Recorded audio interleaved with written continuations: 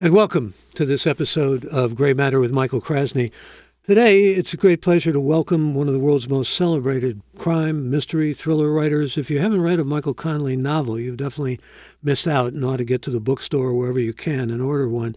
His most recent, it's his 37th, is Desert Star, and his books include the series featuring detectives Harry Bosch and Renee Ballard and Bosch's half-brother, the Lincoln lawyer, Mickey Haller, and include two New York Times bestsellers, The Dark Hours and The Law of Innocence, as well as novels made into major motion pictures, Bloodwork, starring Clint Eastwood, and The Lincoln Lawyer, starring Matthew McConaughey, as well as the Bosch TV series on Amazon Prime and the Lincoln Lawyer series on Netflix. He served as executive producer with both of those, and he's also a former newspaper reporter, an award-winning journalist, and has sold over 80 million books worldwide. And I want to welcome Michael Connelly. Delighted to have you with us. Thanks for having me on. I guess I'd like to begin with that number 80 million. It's hard to get your head around that number. And what I was thinking of was you being a young police reporter, if you'll indulge me with this for a moment. And could you have even imagined this kind of success and this kind of extraordinary career that you've had? No, you really can't. I can't. I kind of think about it a lot. Like, all you really hope for is to get a book published. And then you get a book published and then you start thinking about, getting another book published. But, as a newspaper reporter, I never thought I would not be. I always thought this would be like a side trade, if you will. And then things started happening. I'm a very lucky individual because I have an ego. I think I have talent and I worked hard at it. But you do need some components of pure luck to fall your way. And that has happened to me repeatedly. So it's enough where you go and think to yourself, do I deserve this? How did I get here? And it also makes you want to really revere it and treat it as something sacred and put in the continue the hard work, never mail it in. Where did luck play its role in this? I mean, because you are, as you say, talented. You're humble when you say you have some talent. And you've also been very fastidious in terms of the research you do, which I want to talk to you about because it's prodigious and it's really impressive. Where does luck come in? Well, I can go all the way back to when I was 16 years old and happened to be a witness to a crime. And that took me into a police station and met detectives. And that was just because I glanced out the window of a car and saw someone hiding a gun. If I had not glanced out that window, you and I might not be talking because that got me interested in detectives and true crime led to fictional detective stories. And here I am. But, that's a long time ago. But as a guy who had finished his first novel, didn't know a lot about publishing, and this was kind of before the internet. So I went to a library and got a book on the publishing market and drew out a list of agents and sent letters to all of them. And the one who eventually answered and wanted to read the book and take me on, it could have been some other agent, but the agent that did take me on had a really long view of my career. And he wasn't trying to go out and make a killing on my first book because if it doesn't live up to expectations financially and critically, then you're kind of dead in the water. So we kind of took less money than we probably could have gotten because he was working on a longevity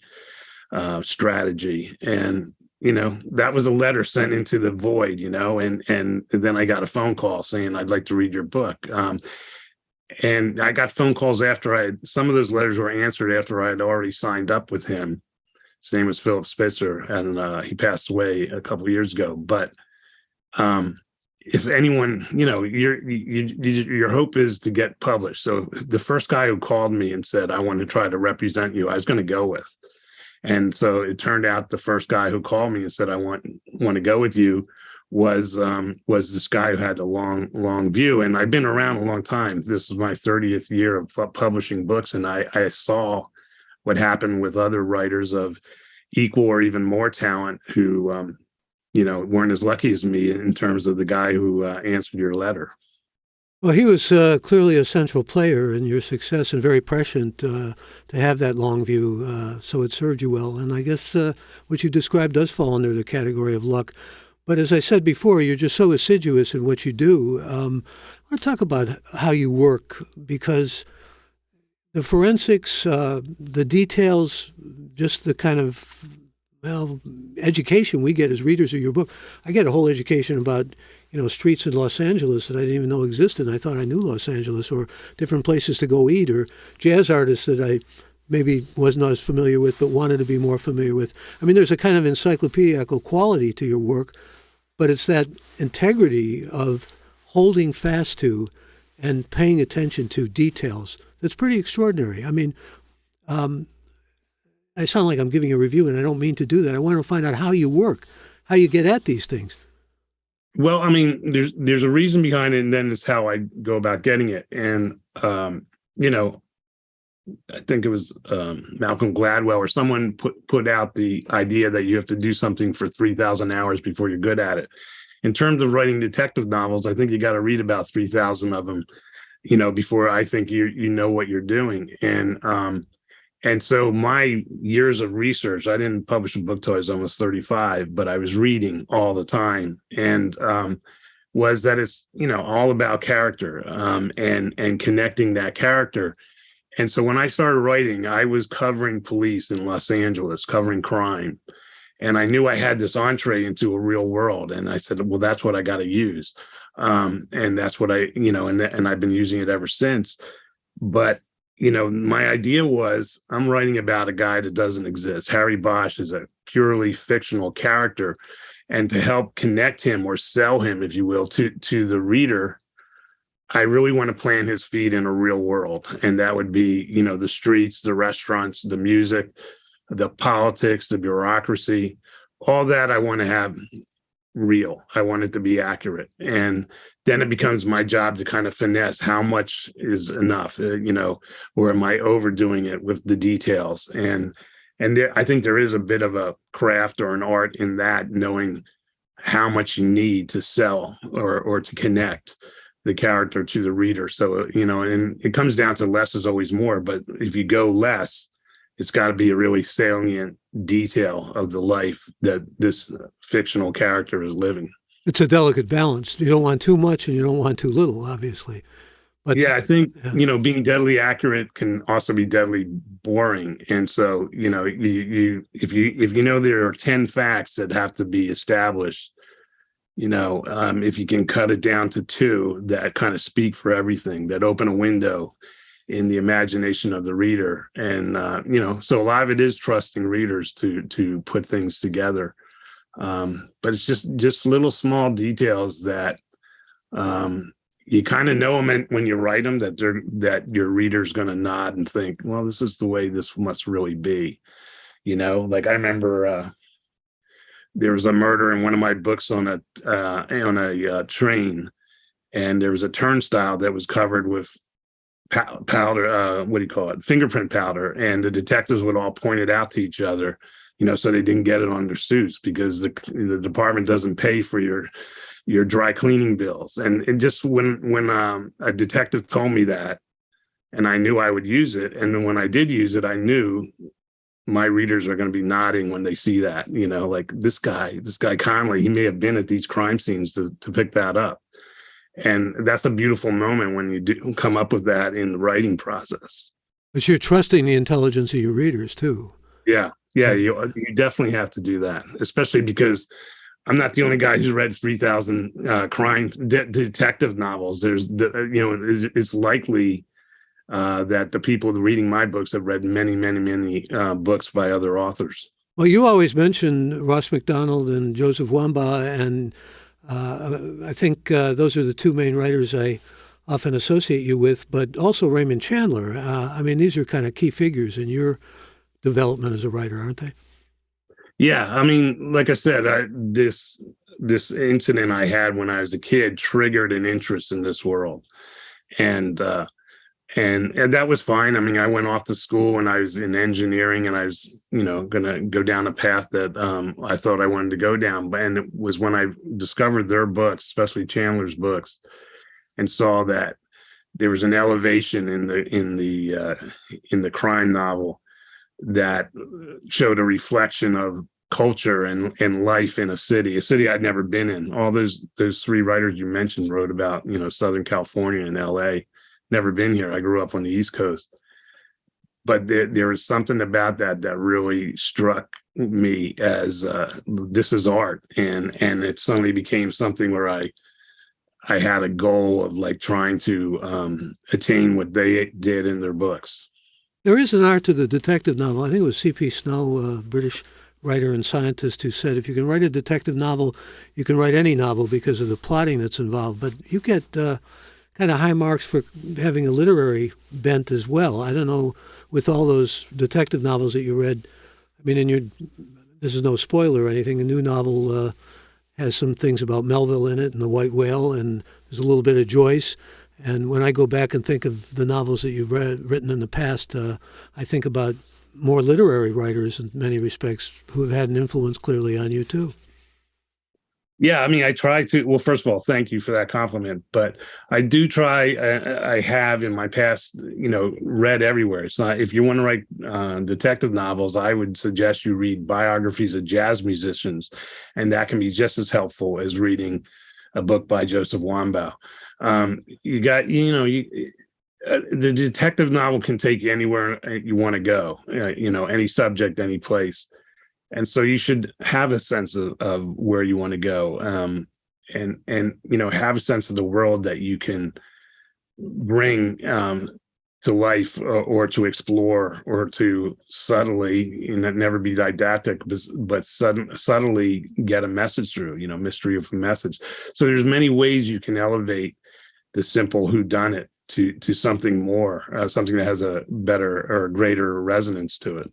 You like to philosophize too, though, through your characters. I mean, you really get inside the head of those characters, and I don't know how close you are to Hieronymus Bosch or Mickey Haller, or for that matter, Renee Ballard, but you bring them alive in a way that suggests that you're kind of doing a mind meld with them, or at least creating them in a way that may reflect some of your views. And I'm just wondering to what extent you feel when you philosophize, you want to maybe put forward ideas that you have, maybe were capital punishment or no cash bail, or you just want to kind of lay it out like the journalist and reporter?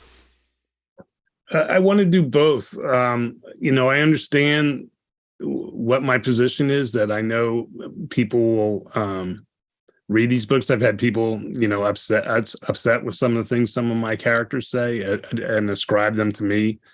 And, I'm not going to read your books anymore now that I know your politics. That's a thing I've gotten many times over the years. But I really have to, if I have a view of something, I will try to get it in. Again, you never want to be didactic. It's all about finesse, and you want to have the action of the story bring up these thoughts in the characters organically. And, so it's not all through my books. It's on occasion, but I also have to filter them through who these characters are. I just can't give them my point of view. I mean, I've never solved a murder. I've never had a gun, owned a gun. These are characters that have different life experiences than me. And although we might agree politically on something or not on something, it's really something you have to, you got to keep your eyes on the prize of who this character is and how this character would view something. And and sometimes it immediately gets ascribed to me as my views, when sometimes it's not. These characters are based on lots of time spent with real detectives, and I don't share everything that every kind of political view that they have. And again, it's the old reporter in me. I want to be accurate to what a character in this city doing this job how they would view something. Well, Harry Bosch is certainly far and away your best-known character. Why did you conceive, I'll use that word advisedly, of his mother being a prostitute? Where did that come from? It came from, I was out here in Los Angeles working on crimes and kind of writing at night, trying to get fiction going. And I started reading books by James Ellroy, and then Ellroy started getting popular. And I remember there was a Los Angeles magazine profile. His mother was murdered. Yeah. his mother was murdered, and it was like kind of clear this guy's working that out, whatever that trauma is in him. He works it out by writing about mostly about women who were murdered in novels. And so I just thought, well, what about a guy who has the same kind of trauma in his life, who works it out by solving murders, mostly of women? And that was kind of the starting point. And this goes back to your first question. I was trying to get one book published, and I got lucky and it got published. And then they said, we want another Harry Bosch book. What should he do? And I said, well, the obvious thing is he should solve his mother's murder. And they said, no, not yet. That's something down the road. What else you got? And so it wasn't to the fourth book that I endeavored to solve Harry Bosch's mother's murder. And just like months before it was coming out, it was announced in the publishing press or whatever that Elroy was going to do a nonfiction book on his investigation of his mother's murder. So I saw these things that are kind of running parallel, and I had a slight acquaintance with Elroy. We had the same agent, and so through the agent, I sent him a letter. At the time, he was living in St. Louis. I sent him a letter saying, I'm doing the same thing. It was inspired by you. I hope you're not upset. And, basically kind of wanted to put it on his radar that there might be some correlation between my book and his when they get published months apart. And he was like, I guess 2 hours ahead of me. But one day this was when I was still working as a newspaper reporter. So I used to write through the night. And like 4 o'clock in the morning, my phone rings and it's James Elroy. And I'm like freaking out thinking, all right, he's going to tell me, do not publish that book or something. And instead he said, unfortunately, I don't have the franchise on murdered mothers. So good luck with your book. So I was like, wow. Relief. Glad we took it that way. Yeah. Such a sad topic. Yeah. I mean, it's dark humor to think of franchise on something of that nature. Yeah. It's a good story. We've got lots of questions for you. Before we get to them, there are a lot of folks who listen to this podcast and are involved in it from the technical world. And what I've noticed, especially in recent novels of yours, is a real interest in not only biotechnology, but just technology in general, kind of cutting edge stuff. You brought it into a few of your recent novels. Sort of study this stuff on the side, or what part of your life is it? I'm fascinated by it. And I kind of have a very pessimistic or maybe just an ironic view that I like in my fiction. I kind of follow this philosophy that for every great advancement we have in technology, there's going to be somebody out there who's going to figure out how to turn it against us, So largely through the books I write about the reporter named Jack McAvoy, I've only written three of those, but they're very specifically inspired and about that idea that something is turned against us. And, the last one was called Fair Warning, and it was about DNA basically. And it was inspired by the Joint Chiefs put out a memo to all military, all U.S. military, all branches, forbidding anyone in these branches of military service from giving their DNA to these heritage type sites, 23andMe and things like that, because of concerns over the security of their DNA. And I just thought that was pretty fascinating. And so I looked into it like a reporter and found out there's no regulation of any of these types of companies. And you're basically hoping that they have integrity. And that's my thing, to show how things can go sideways with technology. And so that spawned the last book, Fair Warning, that came out a few years ago. Sort of the value of having studied engineering, too. I mean, gives you sort of a step ahead in some ways with technology, doesn't it? Well, we didn't get into whether I was a good student. So I think I ended up switching to journalism and creative writing because I wasn't long for these engineering classes. Well, you certainly have found a home in journalism and creative writing, and we've got some people who have questions for you, beginning with Nigel Dessau, who says, Michael, I qualify as a fanboy and pre-buy every book excitedly. I get particular joy when characters come in and out of each other's novels. How do you decide when it's good to do this or worry that it might be distracting?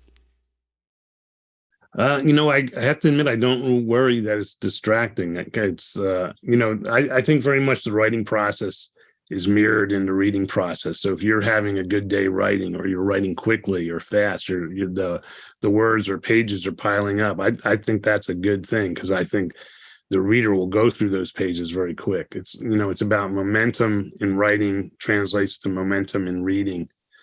And it's fun for me to do that. It takes me about a year to write a book, and I want to have a good time while I'm writing it. I want to feel every day is a satisfactory day of writing. And one of the ways of feeling satisfied is to, bring in these characters and have them cross paths and so forth. And in the new book, Mickey Haller, the Lincoln Lawyer, is on it for a phone call in one chapter. But I loved writing it that day, and I knew it could lead to something in the next book. So I don't really hesitate to do it. I never really thought it could be distracting, and maybe I should. It's not distracting to me because I'm kind of the keeper of this whole universe, and so I can keep track of it pretty easily. And maybe I should be thinking that, well, this is one book that the reader read after 50 of some books since my last one, and they might be confused, but it just has never really intruded into my thought processes in terms of writing. But you do have this whole mythic world of yours. It sort of makes me think about Faulkner, what he called his postage stamp of reality, Yoknapatawpha County, where he has all these people that keep coming back in different novels and from different generations and so forth. And makes me wonder, to what extent are you surprised when you're writing? I mean, you get a momentum going, obviously, and you just expressed a real pleasure in the writing process. But do you find yourself sometimes having characters say things that you didn't expect them to say, or do things that you hadn't even imagined?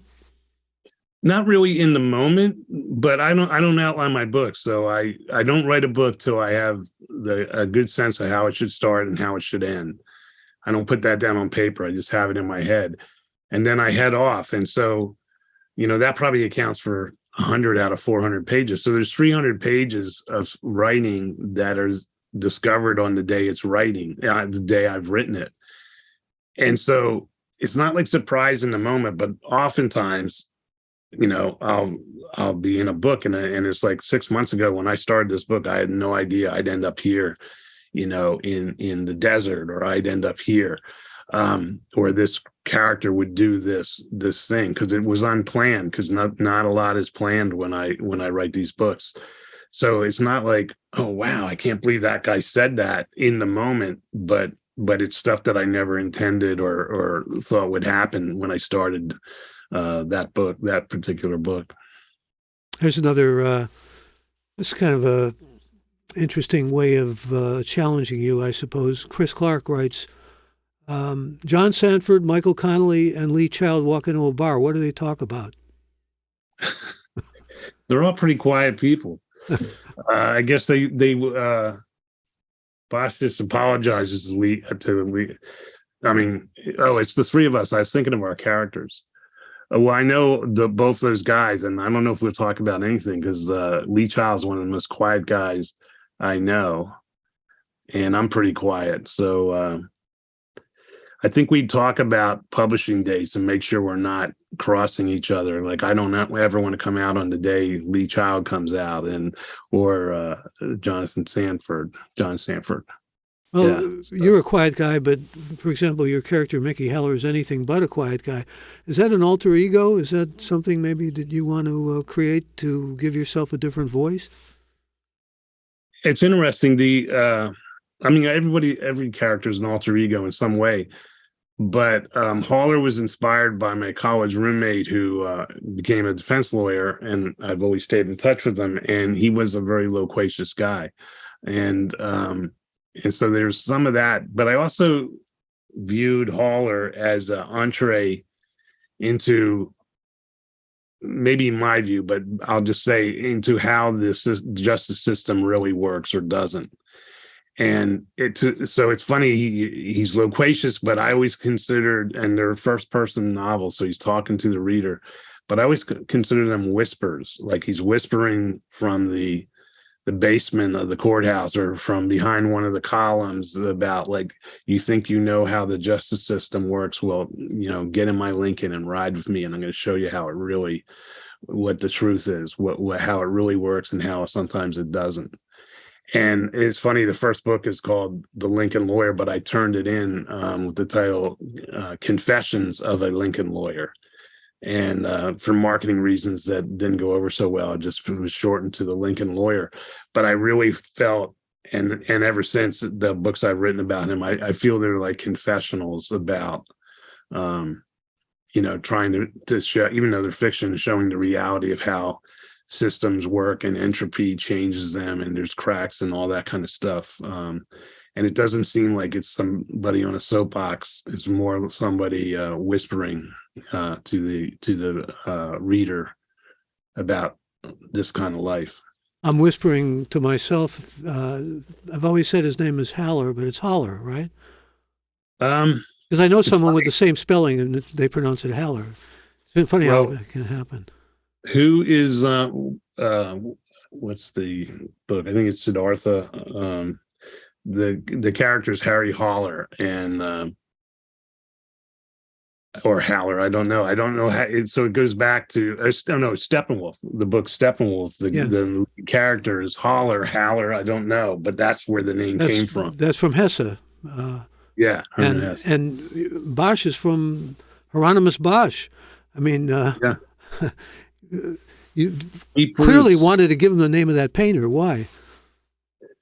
It was a painter I studied in college when it was a humanities class, and the professor was fascinated with the works of Bosch, and we studied it for a while, and it sticks with you. This is pre-internet, so it wasn't like this guy was very well known. And remember, the 3,000 books I read before I started writing, again, it's about character. And the second lesson is never miss a chance to say something about character. And that would include a name. And so I just thought this would be a win-win situation, because some people would know right away who Hieronymus Bosch is, and some wouldn't. And if they didn't know who he was, I was hoping they would be intrigued. I'm going to read more, and maybe I'll find out how he got this weird name. And if they knew who Bosch was, they'd immediately, I thought, get the metaphor of, these paintings about a world gone wrong.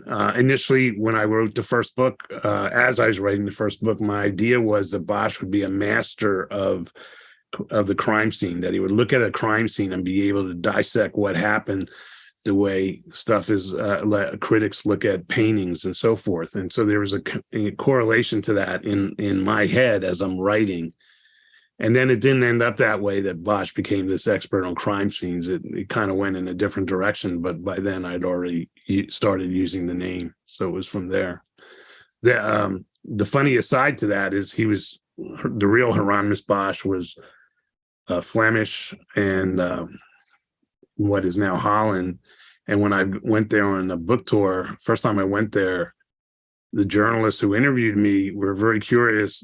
They had your question, why Hieronymus Bosch? But why did you call him Harry for short? Because Hieronymus is the Latin root for Jerome, and so shouldn't he be called Jerry? And Jerry Bosch doesn't have the same ring as Harry Bosch, so I'm glad I got that wrong. Yeah, well, I never imagined Harry Bosch to have so many tattoos. That must have an interesting story behind it. Well, those are real tattoos, so they come with the actor, and he has. Can't really tell someone how to live their life when they take on a character, their life off screen, or away from the character. And so, over the years of the show, I guess the show is a lot like My Story Is Books. So, you just want to get a show on the air and hope for the best. And now it's been 9 years, but he has added to his tattoo collection as we've gone along. We've never really kind of delved into that story-wise, but probably the viewer who is watching closely can see tattoos that weren't there last time, that kind of thing. Well, when I last interviewed you, I think it was when Echo Park was published, and you were talking about that was like 2005. You were talking about a series that would be on Amazon with Bosch. And at the time, I was a little startled to hear that Amazon was making movies. I thought, does this mean Bezos is going to be taking over that world too? And to some degree, I mean, this has been a remarkable success. You're in your ninth season. You got a great cliffhanger from the last season. But the reality is that you probably have people saying, this isn't what I imagined from the novel. This is not congruent to the novel, or criticizing certain things that don't mesh. I think if people give it a chance, they won't say that. I think that could be something someone says immediately without really giving it a shot. But well, Michael, excuse me. I'm saying something, believe it or not, that's complimentary here. I think you were able to take a lot of those Bosch stories and bring them together, and people are looking mainly for single novels, and they're going to find. Oh, yeah. I mean, it's funny because again, you have no idea how long this will last. So my philosophy was, well, first of all, Amazon didn't just buy one book; they just bought the Bosch world, if you will, and so therefore, in the writing room for the show, we've always said, take what you need. We usually pick one book as the spine of a season, but we've mined all the books or many of the books. I mean, and I was lucky because there was a lot there, so it wasn't like I felt like we're going to run out of material. And and we do complement it with new stuff, new stories, so that we can service all the characters that are running through the show. And it's a fun process, and it is where it costs money to make these TV shows and so forth, and so you make choices based on budget. Like, so I started writing books. Black Echo came out 30 years ago in 1992. Well, we're not going to set books in 1992 because it's very expensive to even just to go historical, even if it's only going back 10 or 20 years. So the show has to be very contemporary, and that involves updating these stories in some cases, very dramatically, in really big changes. Even bringing in the pandemic, for example. Yeah. I mean, you got to do it that way, and I think it was a great choice. I wouldn't have wanted to set these in the time frames of the books. I really like the idea of using the show like I do my current whatever book I'm writing to reflect on what's going on right now. I think I read somewhere where you were talking about crossovers. Bosch is on Amazon, and Lincoln Lawyer is on Netflix, and you said that it's almost tantamount to somebody finding the key to world peace. Why is it so difficult to get Netflix and Amazon together? I would think it would be a good enterprise for them. I would think so too, but these are huge, very competitive corporations, and so it would take some kind of meeting of the minds to say, let's pool our rights to these characters and have some crossover. It could be fun. I just don't see that happening on at least the current corporate landscape. If you've just joined us by any chance, I'm talking with author Michael Connelly, and I just want to give a plug for the fact that we'll be together on November 12th at the National Kidney Foundation Luncheon, which happens every year in San Francisco, and great lineup this year with additional writers like Jennifer Egan and Siddharthi Mukherjee and Billy Collins. A great lineup, and I'll be actually interviewing each of them, and I'll be the honorary chair, so it'll be delightful. You can actually be a part of that virtually as well. It's hybridized. It's going to be in the Palace Hotel in San Francisco, but also online. And speaking of online, let me go to some more of your questions. This is Mike Edwards from Brooklyn, New York. Wants to know, what was the most impactful real life case you witnessed that had an influence on your first novel? You kind of broached that a little bit, but I think he's asking you maybe to flesh it out more.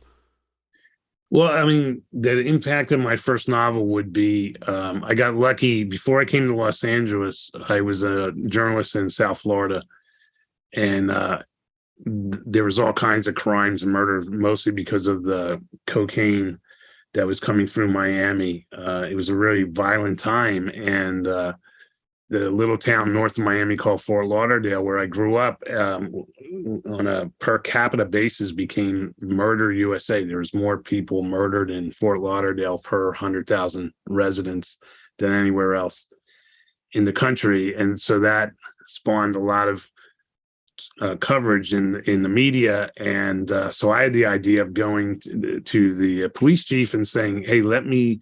They didn't have this word back then, but more or less, I said, "Can I be embedded with the homicide team, because they're running ragged with all these murders, and yet their clearance rate was above like 85%. They were really good at solving murders." And I said, this is a way to offset the black eye that Fort Lauderdale is murder capital of the country. And so he allowed me to do that. And so I was really embedded for a week with this team of 6 detectives. And it was before cell phones, so I was given a pager. And when they were called out, I got called out. And what I saw there was, like basically looking over the shoulders of real life detectives and their sergeant. And the sergeant was very influential on me. And he happened to be named Sergeant Hurt. And a lot of Harry Bosch came from him. And it was just 1 week. They had 3 murders. They solved 2 of them that week, and 1 was never solved because I kept following up on it.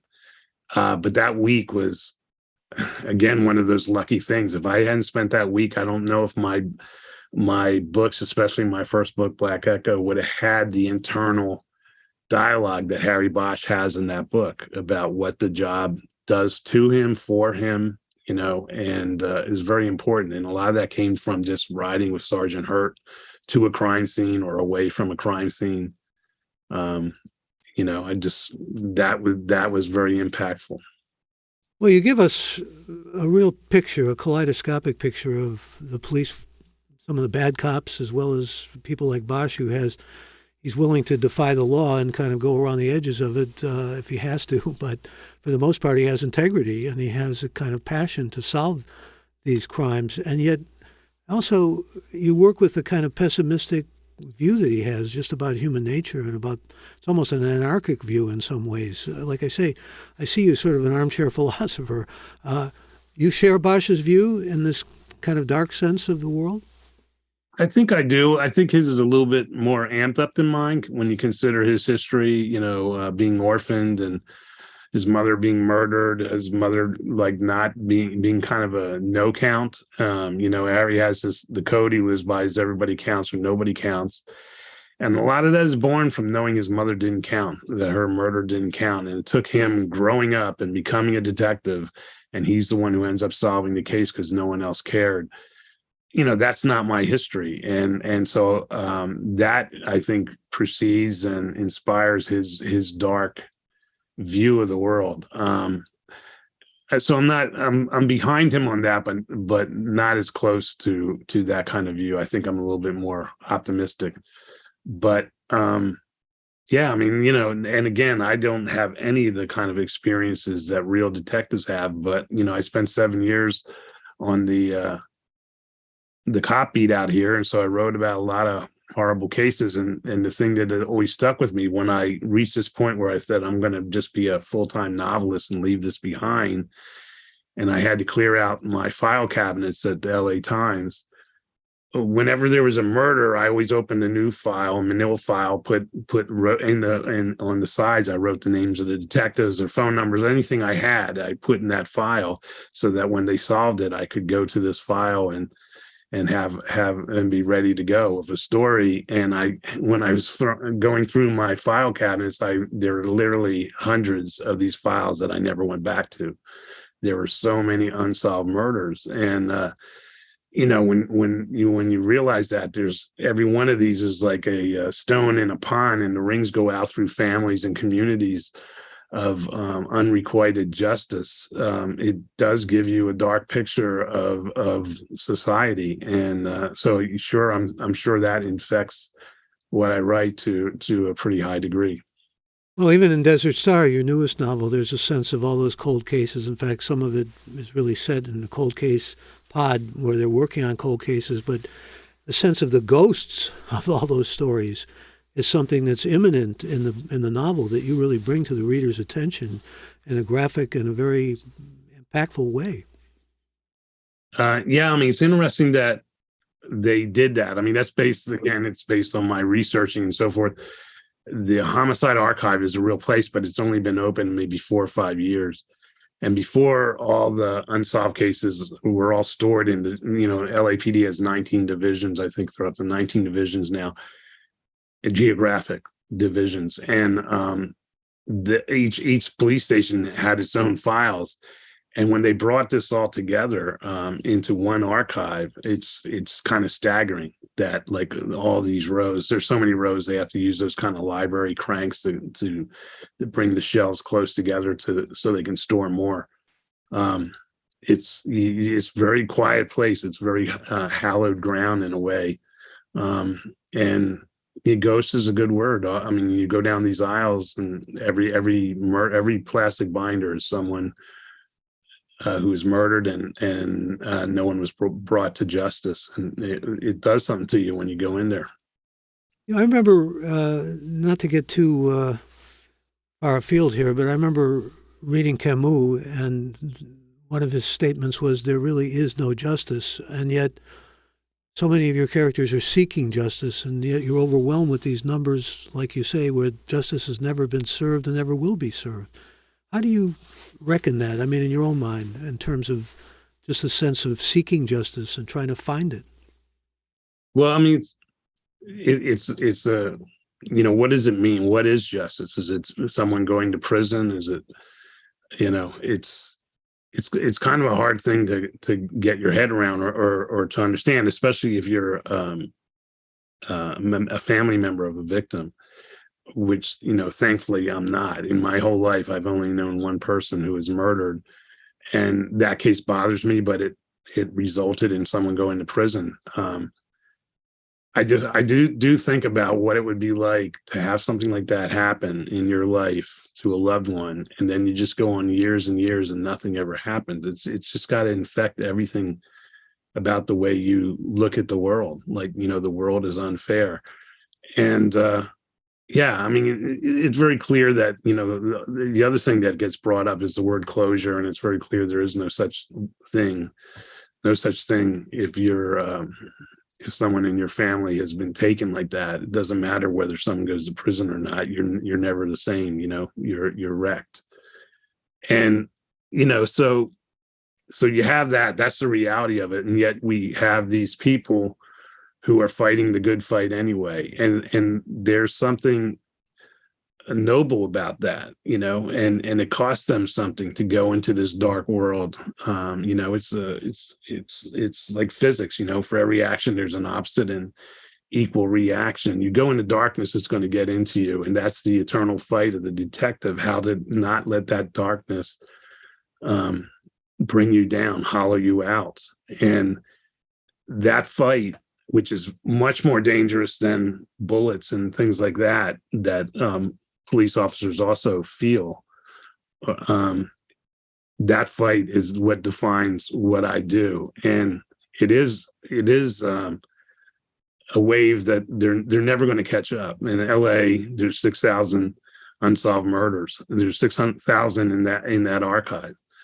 And there's no way they can ever catch up. So it is a little bit of like spitting into the wind.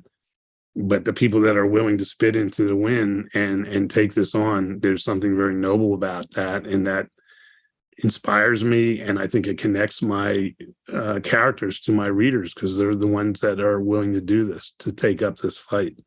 Oh, your imagination brings it alive. And I must say also, just as a compliment, you do damn well at portraying villains. I don't know where that particular talent comes from, but it's as if you have an understanding of different dimensions of evil that I have to give you kudos for, among so many other things that you do well.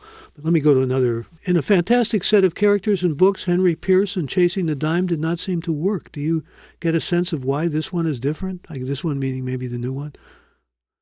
No, Henry Pierce was in a book called Chasing the Dime, and it's actually my only one-off, I guess you'd call it. It's not really connected, although there's a ghost of Harry Bosch in that. Like, he's unnamed, but the smart reader will realize it's Harry Bosch. But I didn't want to name him in that book. I must confess, I thought it was Harry Bosch. Hands up. Okay, good. Yeah. All right, good.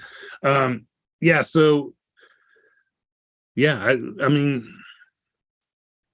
I think the book worked, but it was I'm trying to remember what the phrase would be, an amateur detective. It was a scientist who got intrigued by something. It was inspired by something that happened to me, where I moved into a new place and got a new phone, and someone kept calling for a woman who used to have that number, and she had disappeared. So I used that to make Henry Pierce, who was in the techno world, interested. And I have two brothers that are in that world, and I'm really interested in how people in science think and solve problems. And so that's what my goal was, to have a amateur detective get intrigued by something personal in his life, and then he goes off and starts investigating. And so I wouldn't agree that the book doesn't work. I haven't ever gone back to Henry because, how many times can an amateur detective realistically like start working on murder cases? Again, I want to be realistic in what I write. So I didn't feel like there's another Henry Pierce story. But I like that book still, and I would stop short of saying it didn't work. I think maybe because I've never gone back to that character, people think I don't think it worked, but that's not really the case. I liked it. Worked for me, if that's of any All right, value. good. And here's Colin from Menlo Park says, what surprised, delighted, or disappointed you most about the difference between the work of writing novels and the work in the writing rooms for your TV series? The most difficult thing for me, and maybe that's surprising or whatever the choices were on that question, was I got new respect for the script writers, because you lose a major part of what makes writing novels so much fun and fulfilling, and that is interior thought. And so I started working in these writing rooms when I was 20 years into a novel career, and so I was very steeped in my ways of writing about what Harry Bosch is thinking, or what Mickey Haller, which are first person books, is thinking and telling you and whispering to you. And then you get into writing scripts and you can't ever say what someone's thinking. Suddenly everything's visual, right? Yeah, it's what you have to transmit what they're thinking by what they say and what they do. And you have to be realistic about it. You can't have a character saying, "I'm thinking this." It's a very difficult craft. And so I think one of the things was, what surprised you the most? I was surprised by how difficult it was to make the transition from writing novels to writing scripts. And I'll be honest, my early scripts were heavily rewritten by the showrunner. And rightfully so. And it's only been in the last couple of years that a script comes out and goes out to the production and the actors and all that, and it hasn't been changed too much. So I slowly have learned the craft, I think. But it is a very, very difficult, or was a very difficult transition for me. So what were you doing as executive producer? What were your responsibilities, and what really was that they're all mostly about? in the writing room. Yeah, they're mostly in the writing room because that's what I can bring to it. I don't know anything about camera angles and that sort of thing. So I'm not really needed on a set. I go to the set not too often, but I go to the set to more or less be encouraging of actors and directors and the crew. I think it helps that they see me, but where I really contribute to the show is when there's 7 or 8 of us sitting around a table and as they say, beating out the story, getting the beats of stories and breaking them into episodes and so forth. And that's not too far off from novel writing or plotting novels. And so that's where I feel like I've been a contributor. Here's Chad from Columbia, Missouri, who wants to know how much of your character development comes from real people in your life, and do these people get to know how you brought them into a story? Yeah, there you get to my big confession that I'm not a creative genius. Almost all my characters are inspired by real people and real things. And some of them some of them are amalgamations of a lot of inspirations from a lot of people, but some are very one-on-one. I mentioned The Lincoln Lawyer was very much inspired by, Your my college college. roommate, yeah. Yeah. And then Ballard, the female detective that I've been writing about a lot in the last 5 years, is one-on-one inspiration from, in fact, the new book, Desert Star, is about how Ballard takes over the rebooted Cold Case Squad. Well, that actually just happened in the LAPD, where Cold Case was shuttered for like 6 years, and then it was rebooted with one detective, and she had to go out and recruit volunteers to work with her, and that's essentially what Ballard does in Desert Star. So there you have a one-to-one inspiration, and the real detective, her name's Mitzi Roberts. She vets my Ballard books, and before I turn them into an editor in New York, I always want to see what she says about what I've written, and she invariably gives me great stuff to correct or to add, to amplify from her own life. So no creative genius there. I'm really kind of hijacking her life and fictionalizing it a bit, but it's so fascinating. I don't want to fictionalize it too much. And when you say you fictionalize, but do you also we find out a lot about her personally and that sort of thing, or is that more your imagination? That's more my imagination, but the work and her interaction with it.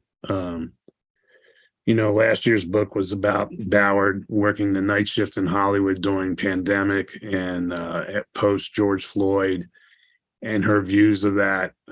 Those are very much came from Detective Roberts. Here's Robert Shoji of Los Angeles, who wants to know, what's the story behind the image on your T-shirt? I was going to ask you about that too. It looks like a story. It's just a T-shirt, but it shows a guy playing a trumpet. I like jazz. I like to listen to jazz when I'm writing Harry Bosch, and so it's just a connection to jazz, I guess. Well, Harry Bosch is a jazz aficionado. Does the jazz help your juices creatively, you think? Yeah, it does. I mean, I think there is a correlation. I can't put it in words. There's some kind of connection between music and writing. And I think it's more acute in jazz because a lot of jazz is improvisational. And like I said, I don't write outlines. I just sit down and write. And so it's kind of like, he'd probably be offended by this, but like Keith Jarrett, when he sits down to play the piano and he just plays and improvises. So there is that connection, and I can get a real inspiration from it. There's this one song that Frank Morgan put on a couple of his albums. It's only a minute long, called Lullaby. And I play that a lot in the mornings before I start writing. That, for some reason, that song gets use the word juices. That gets my juices going to hear the song that is feels sad but also resolute, and these are qualities that I think Harry has, and so it gets me going, gets my juices going to write about Harry Bosch. Do you play an instrument? No, I wish I did. I'm toying with the idea of taking piano lessons at 66 years old. Well, I don't play any instruments either, but I tell the story of studying the trumpet as a boy, and my trumpet teacher called me Dizzy, and I thought it was Dizzy Gillespie, but I found out otherwise. It was I wasn't all that receptive to the lessons as he was giving them. That was a real key. Oh, okay. We got a question from Tommy Chance in St. Paul, Minnesota, who wants to know, how much weight do you put in your style to make the book an audio book? I think he's talking about you as an author, or I can't read his mind, but I think what I read into that question is, how important is style to you? Is the language itself and how it sounds? Oh, style. Got it. I was thinking like, fashion sense or something. I think the prose are important. I love a good short sentence, and I hone my words, if that's what we're talking about here. Again, I'm from the reporting school where you never have enough room. Now that people work mostly published online, but when I was in the newspaper business, it was a printed edition, and you never had enough room to tell your story. So you really learn that less is more in short sentences and to the point. And I carry that into my books. And I think it's created a writing style. And I've, so it's important to me. I hope that people, if they didn't see my name on a page and they were reading something, I would hope, I mean, this is very egotistical, but they would say, hey, this guy's writing like Michael Connelly, or this is Michael Connelly's writings. And I think it is, after like 30 some books, I think it's become distinctive and embedded in the way I write. What do you think is most distinctive about the way Michael Connelly writes? What would you highlight? Yeah. Again, it was like I don't know if this answers that question, but my first draft of a book is usually around 450 pages. And by the time I turn it in, it's usually around 390 or 390 to 400. And what I do is go through and cut stuff out. And that includes working on sentences to make them shorter. And so I really think that, I said this earlier, it's about momentum, and a good way to build momentum is with short sentences and to keep things moving. And I feel that if you have that when you're writing, into editing, it's going to come through in the writing, the reading, and it'll become a pleasurable read. So I am thinking in terms of how the reader will receive this. There's that. I think there's usually a double switch in my books. You think it's resolved, and then there's one more swing. I like to do that. I'm not unique in this, but that's one thing that I do. May I say something about that? I don't want to, like I say, I'm not giving any spoilers here, but you will lay out a whole case in terms of evidence against a character, and then make the reader realize, as subsequent things occur, that case doesn't hold any water. It's, in other words, somebody who seems to be the perp, so to speak, turns out not to be the perp. And it seemed to me that there was a very serious kind of plotting that went on and mapping to do that. That you do that a lot in your work. It's almost characteristic of a lot of your work. It's definitely not from mapping, because I don't do that, but I do rewrite, and I can obscure things better and so forth as I go through a book for a second or third time. But I do, it comes back to your question about technology and so forth.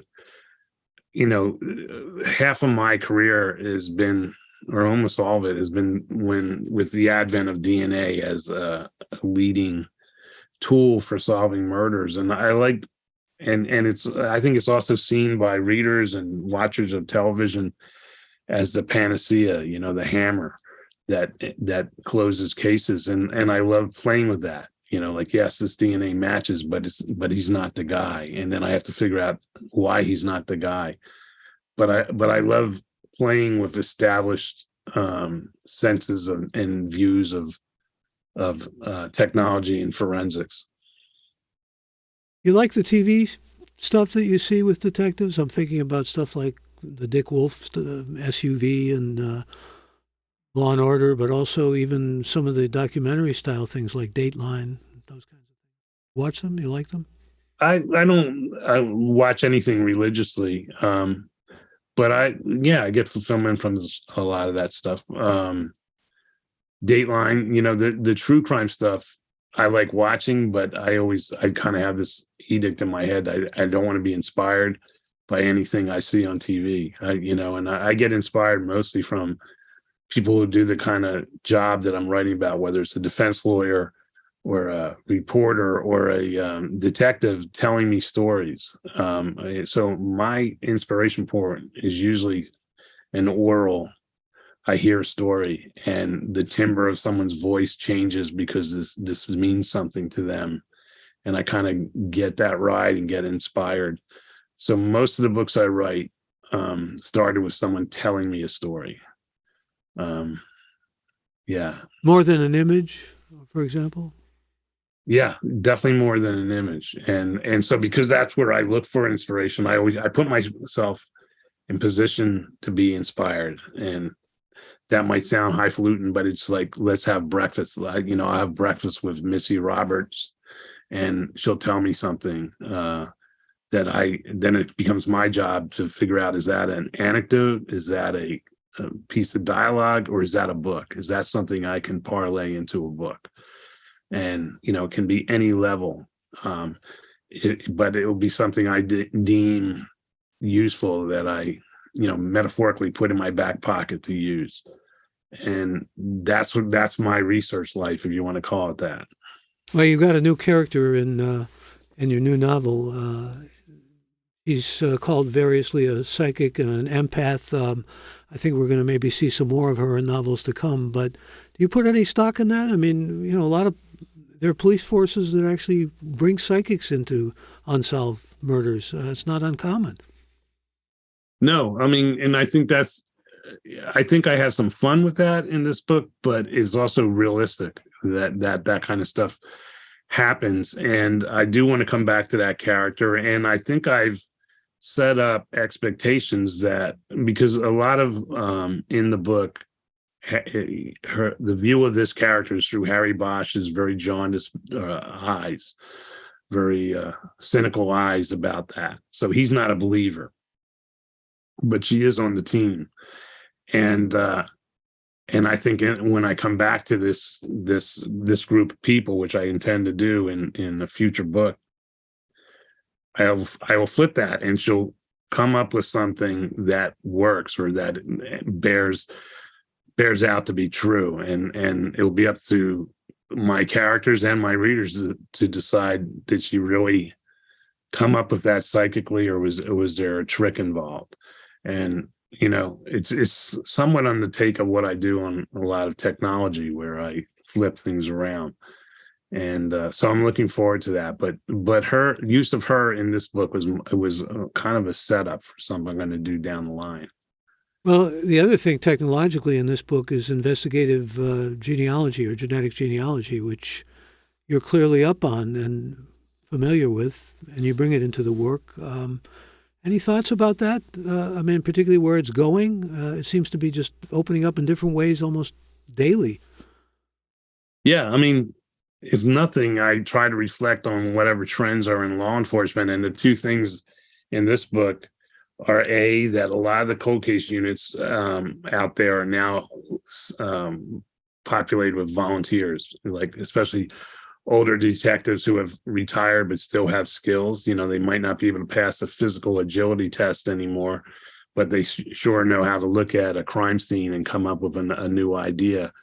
And I love that. And so that's a trend that's in this book. And then obviously the one is the genealogy. And so, and it also has I don't know what you call it, like a moral question, involved in it. When initially it was kind of a free for all, that law enforcement was reaching into everyone's DNA to find connections. Now, there's been a pullback now in these when you send in your DNA to find out who you're related to and so forth. You now have to check a box that law enforcement can use this. It didn't used to be that way. So it's like an evolving trend, and that makes it fascinating to me. And so when you ask where's it going to go, I don't really know. This could end quickly because of rights of freedom and so forth, and access. But it has reached the heyday, and out here in California, as you're aware, it was very integral to the solving of the Golden State Killer after many years, many decades, and so that became like the template for lots of law enforcement agencies to pursue this as well. And again, no creative genius here. The rebooted LAPD cold case unit has an IGG specialist on their team, so I put one on my fictional team.